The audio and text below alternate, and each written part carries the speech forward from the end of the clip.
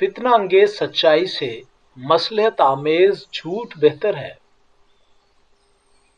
تقوی کی پہچان دل کی صفائی ہے۔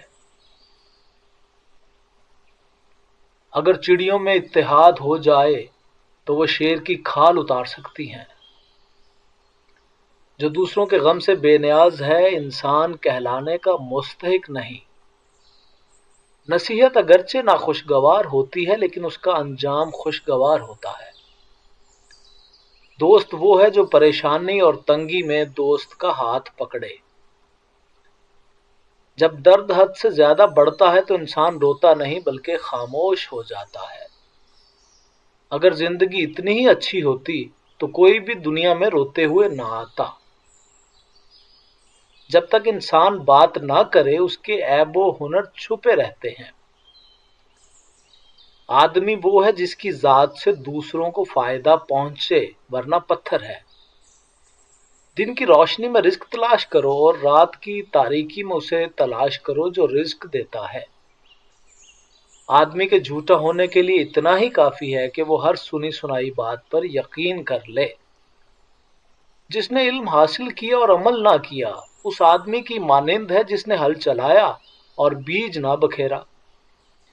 جیسا سلوک تو مخلوق خدا کے ساتھ کرے گا ویسا سلوک ہی خدا تجھ سے کرے گا۔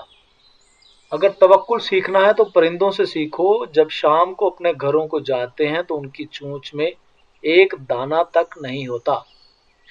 جو دکھ دے اسے چھوڑ دو مگر جسے چھوڑ دو اسے دکھ مت دو۔ اگر تم اللہ کی عبادت نہیں کر سکتے تو گناہ کرنا چھوڑ دو۔ دشمن سے ہمیشہ بچو اور دوست سے اس وقت جب وہ تمہاری تعریف کرنے لگے۔ ایسے دوست سے ہاتھ دھو لینا بہتر ہے جو تیرے دشمنوں کے ساتھ بیٹھتا ہو۔ جس مظلوم کو بادشاہ سے انصاف نہ مل سکے اسے خدا انصاف دلاتا ہے۔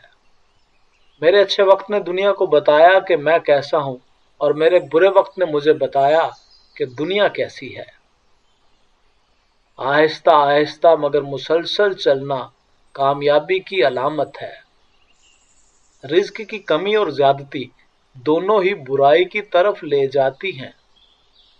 ظالم جب تک ظلم نہیں چھوڑتا اس کے حق میں کوئی دعا قبول نہیں ہوتی۔ دوستوں سے جھوٹ بولنا دشمنوں سے سچ بولنے سے بہتر ہوتا ہے۔